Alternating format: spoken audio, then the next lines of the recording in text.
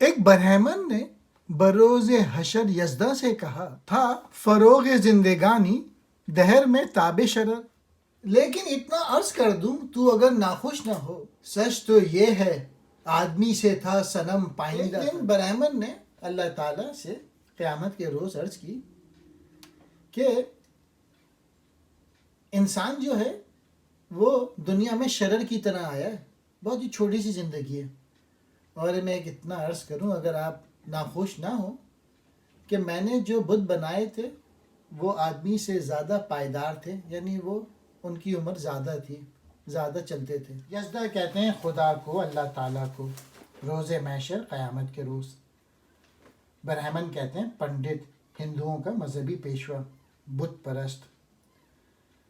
تاب شرر، چنگاری کی چمک، شرر کہتے ہیں چنگاری کو۔ پائندہ تر، زیادہ قائم و دائم، زیادہ زندگی پانے والا۔